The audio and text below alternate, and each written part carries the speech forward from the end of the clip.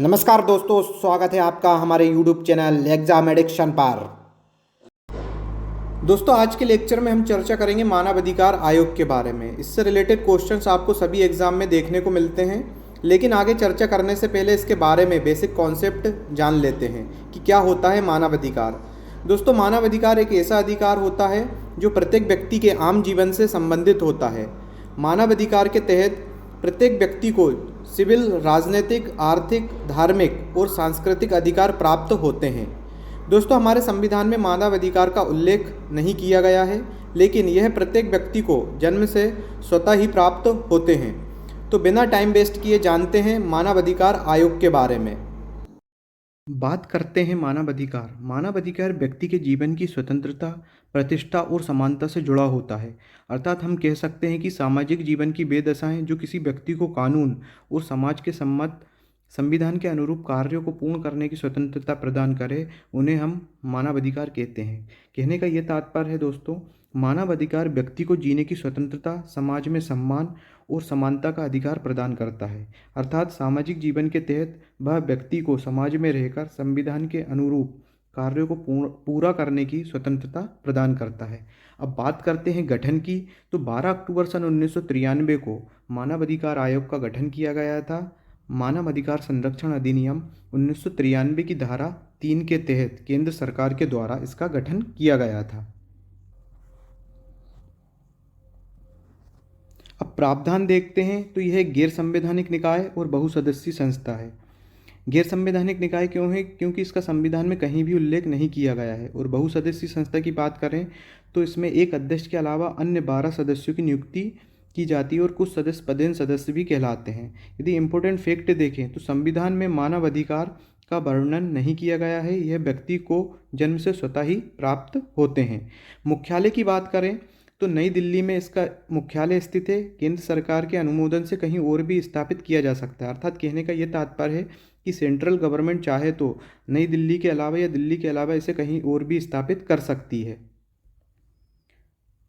उद्देश्य देखते हैं तो संविधान में वर्णित अनुच्छेद 12 से 35 मानव अधिकारों के प्रहरी के रूप में कार्य करना, जैसा समानता का अधिकार, प्राण एवं दैहिक स्वतंत्रता का अधिकार। कहने का यह तात्पर्य है दोस्तों कि आयोग मानव अधिकार के पहरेदार के रूप में कार्य करता है, जो कि संविधान के अनुच्छेद 12 से 35 तक वर्णित हैं, भाग 3 के अंतर्गत। अब यहाँ पर मानव अधिकार को हम बोल रहे हैं 12 से 35 तक वर्णित हैं। तो दोस्तों, मानव अधिकार को कभी कभी फंडामेंटल राइट्स अर्थात मौलिक अधिकार या मूल अधिकार, बेसिक राइट्स आधारभूत अधिकार, इनहेरेंट राइट्स अंतर्निहित अधिकार, नेचुरल राइट्स प्राकृतिक अधिकार और बर्थ राइट्स जन्म अधिकार, इन सभी नामों से भी जाना जाता है। अब बात कर लेते हैं वर्ल्ड ऑफ ह्यूमन राइट्स पुस्तक के बारे में या बुक के बारे में। तो इसके राइटर कौन थे? सोलीजे सोराब जी। ये मानव अधिकार से संबंधित बुक है दोस्तों। और हमेशा ये क्वेश्चन में पूछा गया है कि वर्ल्ड ऑफ ह्यूमन राइट्स के जो लेखक या राइटर हैं वो कौन है? तो सोलीजे सोराब जी। अब चर्चा करते हैं आयोग की संरचना के बारे में। दोस्तों, एग्जाम में अधिकतर क्वेश्चन यहीं से बनते हैं। तो इसमें कुल 13 सदस्य होते हैं। पहले इसमें 9 सदस्य हुआ करते थे, लेकिन संशोधन 2019 के बाद इसमें 4 सदस्य बढ़ा दिए गए, जिससे इनकी संख्या कुल कितनी हो गई? 13 हो गई। इसमें एक अध्यक्ष होता है, 2 न्यायिक सदस्य होते हैं, 3 विशेषज्ञ होते हैं और 7 पदेन सदस्य होते हैं। यदि अध्यक्ष की बात करें तो सुप्रीम कोर्ट का मुख्य न्यायाधीश रहा हो या फिर सुप्रीम कोर्ट का अन्य न्यायाधीश रहा हो। अर्थात कहने का ये मतलब है CJI रिटायर्ड जो अध्यक्ष कहलाएगा, चीफ जस्टिस ऑफ इंडिया, या फिर सुप्रीम कोर्ट का अन्य न्यायाधीश इसका अध्यक्ष कहलाएगा आयोग का। पूर्णकालिक सदस्यों की बात करें तो 5 सदस्यों का एक पैनल होता है। इन सभी की नियुक्ति की जाती है। सुप्रीम कोर्ट का अन्य न्यायाधीश कार्यरत या सेवानिवृत्त हो। हाई कोर्ट का मुख्य न्यायाधीश, दोस्तों यहाँ मुख्य न्यायाधीश की बात की गई है, कार्यरत या सेवानिवृत्त। 3 सदस्य होंगे जिन्हें मानव अधिकार से संबंधित कार्यों का अनुभव होगा। अब इन 5 सदस्यों के पैनल में एक महिला सदस्य का होना भी अनिवार्य है, लेकिन संशोधन 2019 के बाद से। इससे पहले यह प्रावधान नहीं किया गया था कि एक महिला सदस्य होगी इन 5 सदस्यों के पैनल में। अब बात करते हैं पदेन सदस्य की। तो 7 पदेन सदस्य होते हैं। ये आयोग के सदस्य माने जाते हैं और इनकी नियुक्ति नहीं होती, डायरेक्ट ये सदस्य माने जाते हैं। अब कौन सदस्य होते हैं जानते हैं एक एक करके। राष्ट्रीय अनुसूचित जाति आयोग के अध्यक्ष, राष्ट्रीय अनुसूचित जनजाति आयोग के अध्यक्ष, अल्पसंख्यक आयोग के अध्यक्ष, राष्ट्रीय महिला आयोग की अध्यक्ष, राष्ट्रीय पिछड़ा वर्ग या OBC आयोग के अध्यक्ष, बाल संरक्षण अधिकार आयोग के अध्यक्ष और दिव्यांगों के लिए मुख्य आयुक्त इनके पदेन सदस्य होते हैं। अब बात कर लेते हैं जो राष्ट्रीय पिछड़ा वर्ग आयोग है उसके अध्यक्ष को कब जोड़ा गया था, संशोधन 2019 के बाद। उससे पहले पिछड़ा वर्ग आयोग के जो अध्यक्ष थे इसके पदेन सदस्य नहीं कहलाते थे। अब बात कर लेते हैं नोट में क्या लिखा है, तो राष्ट्रपति सुप्रीम कोर्ट या हाई कोर्ट के असीन कार्यरत न्यायाधीश को यदि नियुक्त करता है तो उसे मुख्य न्यायाधीश की परामर्श अर्थात सलाह लेना पड़ेगी। कहने का ये तात्पर्य है यदि राष्ट्रपति सुप्रीम कोर्ट या हाई कोर्ट में जो कार्य करने वाले न्यायाधीश है यदि आयोग के किसी पद पर उनको नियुक्त करना है तो उन्हें सबसे पहले मुख्य न्यायाधीश से सलाह मशवरा लेना पड़ेगा। अब बात करते हैं आयोग के महासचिव के बारे में। तो आयोग को अध्यक्ष और सदस्यों में सम्मिलित नहीं किया जाता है। यह आयोग का मुख्य कार्यपालक अधिकारी होता है, अध्यक्ष के नियंत्रण में रहकर यह कार्य करता है। नोट की बात करें तो महासचिव अध्यक्ष के अधीन रहकर प्रशासकीय और वित्तीय शक्तियों का उपयोग कर सकता है। 2019 के बाद यह संशोधन आया था, इससे पहले यह प्रावधान महासचिव की शक्तियों में इंक्लूड नहीं किया गया था। अब बात कर लेते हैं नियुक्ति किसकी, अध्यक्ष और सदस्यों की आयोग के। तो राष्ट्रपति द्वारा इनकी नियुक्ति की जाती है अध्यक्ष और सदस्यों की, लेकिन पीएम की एक उच्च स्तरीय समिति द्वारा एक 6 सदस्यीय पैनल होता है जिसमें अध्यक्ष कौन होते हैं, प्रधानमंत्री होते हैं। और सदस्यों की बात करें तो इसमें एक लोकसभा का अध्यक्ष होता है, लोकसभा में विपक्ष का नेता, राज्यसभा में विपक्ष का नेता, राज्यसभा का उपसभापति। दोस्तों यहाँ पर उपसभापति बोला है, ना कि सभापति अर्थात उपराष्ट्रपति नहीं बोला है। केंद्रीय गृह मंत्री। अब वर्तमान में बात कर लें लोकसभा के वर्तमान में अध्यक्ष कौन है, तो ओम बिरला वर्तमान में लोकसभा के अध्यक्ष हैं। लोकसभा में विपक्ष के नेता कौन है, तो अधीर रंजन चौधरी विपक्ष के नेता है। राज्यसभा में विपक्ष के नेता गुलाम नबी आज़ाद हैं।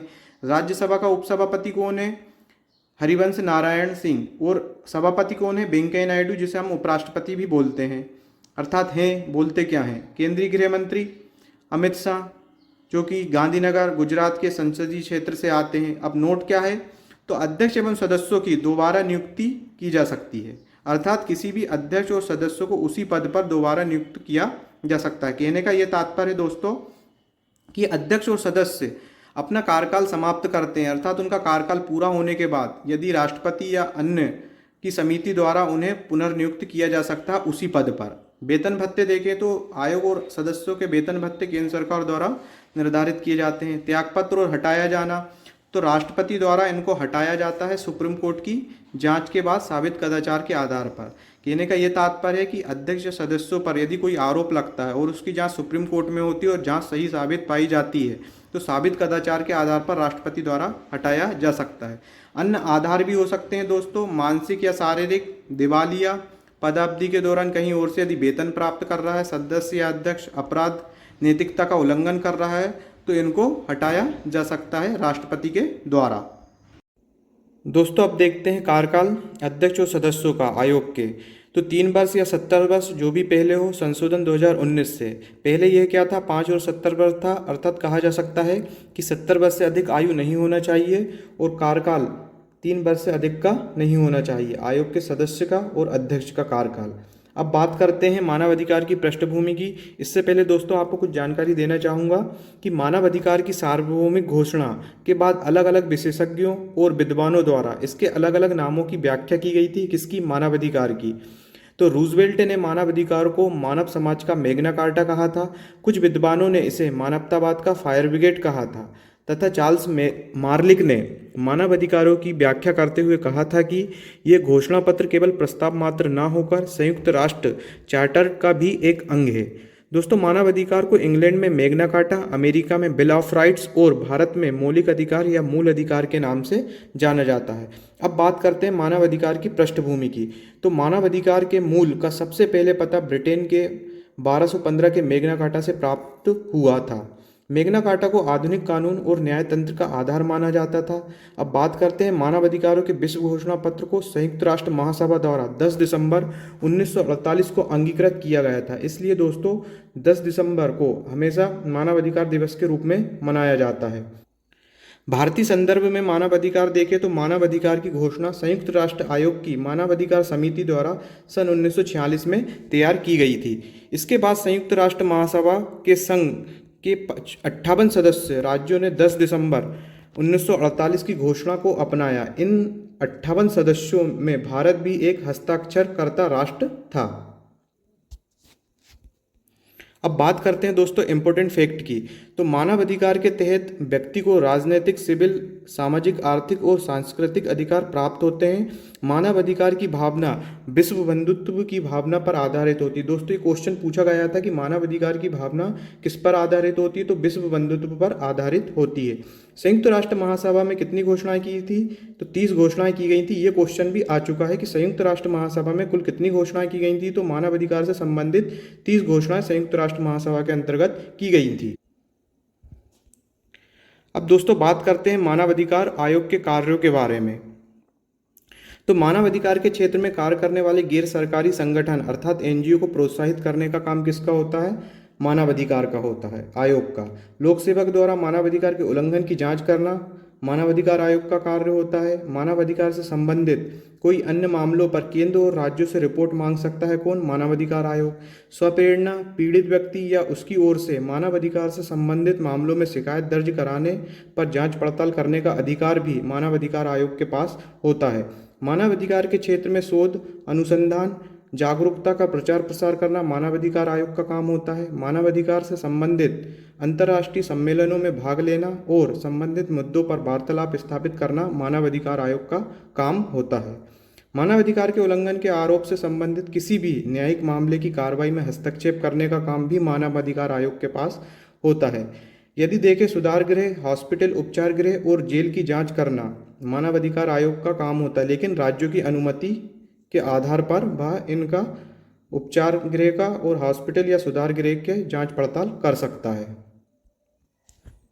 अब बात करते हैं इम्पोर्टेंट फैक्ट की। तो दोस्तों यहाँ से क्वेश्चंस हमेशा पूछे जाते हैं। तो बात करते हैं सबसे पहले मानव अधिकार का पेरिस सिद्धांत, जो कि अक्टूबर 1991 में अपनाया गया था। इसे संयुक्त राष्ट्र महासभा द्वारा दिसंबर 1993 में अनुमोदित किया गया था।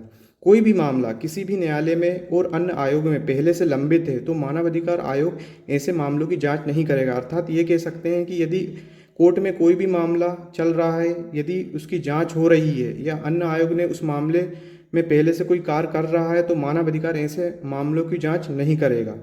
राष्ट्रीय या राज्य मानव अधिकार आयोग दोनों एक वर्ष से अधिक घटित विषय पर जांच नहीं करेंगे। अर्थात कोई भी मामला यदि एक वर्ष से अधिक का है, यदि एक वर्ष के बाद यदि उसकी शिकायत दर्ज होती मानव अधिकार आयोग के तहत, तो वह उस पर जांच पड़ताल नहीं करेगा।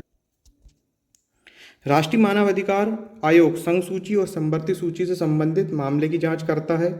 मानव अधिकार का महासचिव भारत के सचिव रैंक का अधिकारी होता है। आयोग के पास सिविल न्यायालय की शक्ति होती है, डांडिक मामलों की नहीं, लेकिन आयोग मानव अधिकार से संबंधित डांडिक मामलों की जांच सुप्रीम कोर्ट, हाई कोर्ट की अनुमति से कर सकता है। अब दोस्तों यहाँ पर सिविल न्यायालय क्या है, तो सिविल न्यायालय किसी भी निजी या सार्वजनिक विवाद को लेकर दो या उससे अधिक व्यक्तियों के बीच यदि कोई वाद विवाद होता है, जैसे धनराशि या कर्ज वसूलने से संबंधित, चल अचल संपत्ति या कॉपीराइट्स के मामले, धार्मिक अधिकारों से संबंधित हो सकता है, सार्वजनिक स्थलों से संबंधित इत्यादि जितने भी मामले होते हैं वो सिविल न्यायालय के अंतर्गत आते हैं। यदि दंडिक मामले या फौजदारी मामलों की बात करें तो एग्जाम्पल में देखें तो दहेज, चोरी, हत्या के मामले, इन मामलों में पीड़ित व्यक्ति द्वारा थाने में एफआईआर दर्ज कराई जाती है, फर्स्ट इन्फॉर्मेशन रिपोर्ट, और पुलिस द्वारा केस दर्ज होता है। उसके बाद मामला सुनवाई के लिए सीधे कोर्ट में जाता है, उसके बाद पेशियां होती हैं।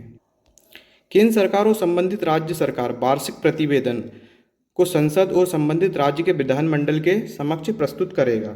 अध्यक्ष का पद रिक्त होने पर राष्ट्रपति आयोग के किसी भी सदस्य को अध्यक्ष के पद पर नियुक्त कर सकता है।